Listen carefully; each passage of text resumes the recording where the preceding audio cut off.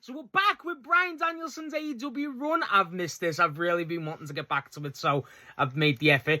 We are on match number 29, which is the BCC, Bryan, Moxley, and Yuta versus the team of Dante Martin, Brock Anderson, and Lee Moriarty.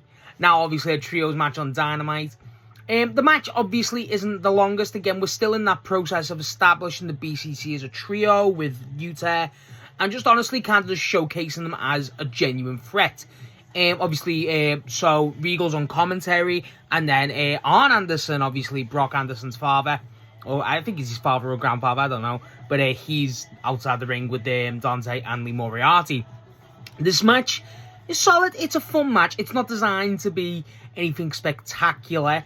I mean, the main interest here is it's Lee Moriarty. I feel like that is the main interest in terms of he's such a great technical wrestler going up against someone like a Bryan and even a Yuta. Obviously, Yuta and Moriarty were the guys who were mentioned in the original BCC promo.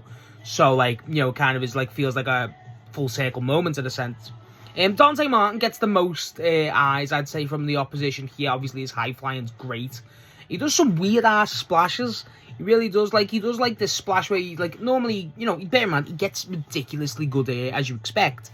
But, like, he does this dive on Moxley where it's just straight. It's like a sardine. It's fucking weird. Brock Anderson looked fine. I didn't think he was anything special, to be honest. Definitely just played into the size. Definitely had power in him, though.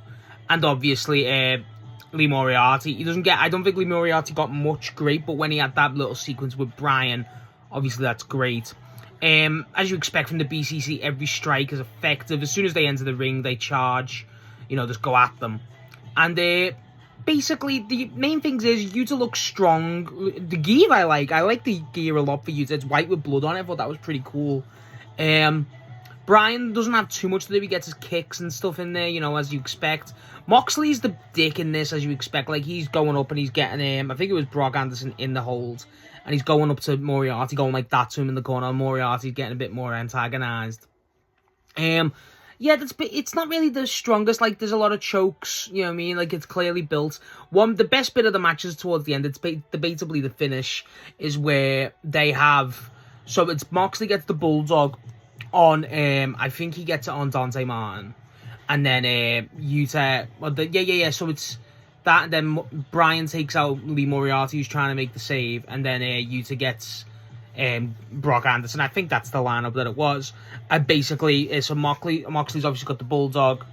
Bryan's kicking the fucking head in, and Yuta's doing his elbows, like, you know, like the overhead. That was fucking sick, and they're all doing that simultaneously.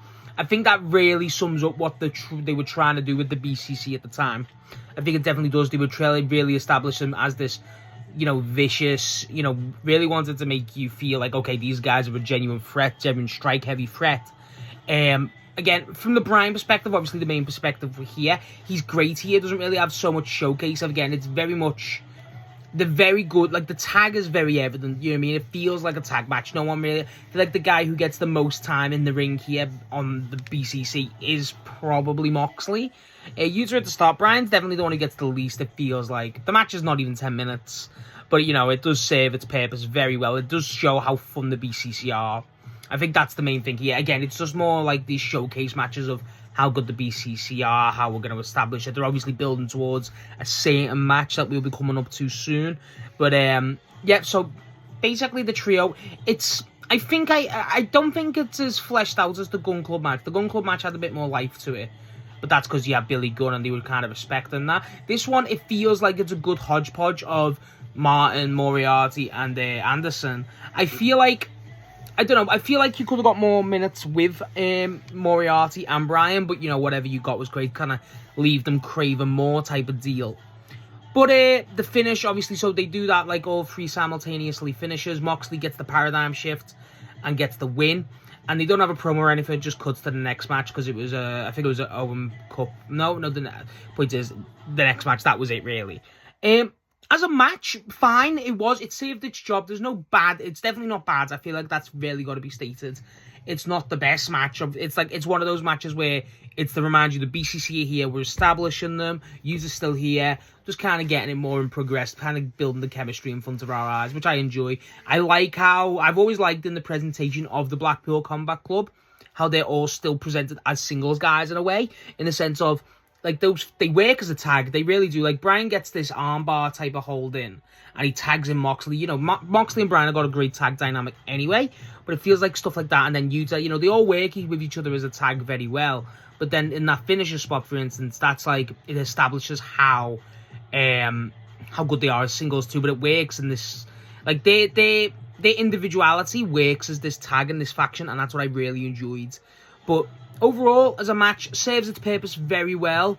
As a fan of the BCC as a whole, but obviously just as a fan of the Bryan, but mainly the Blackpool Combat Club, it's fun. It's one of those matches where I feel like I'm the only person ever to go back and rewatch this match.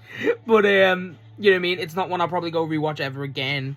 But it's one of those matches where if you're watching the full Dynamite or whatever, you'll be like, that was a really good match. It's not standout, but it's a good match. But yeah, match number 29. Finally got Lee Moriarty and Bryan Graps. That's very cool. So yeah, that's my thoughts on Bryan's match number 29 with the BCC versus Moriarty, Martin and Anderson. Let me know what you thought of the match if you know about it. What's your thoughts on Lee Moriarty, the BCC? Let me know what your thoughts are, whatever we talk about. And yes, we'll be continuing the Bryan run a bit more consistently now, because I think I enjoy this the most. My aim is to get this as consistent as possible, because I fucking love Bryan, if you didn't know.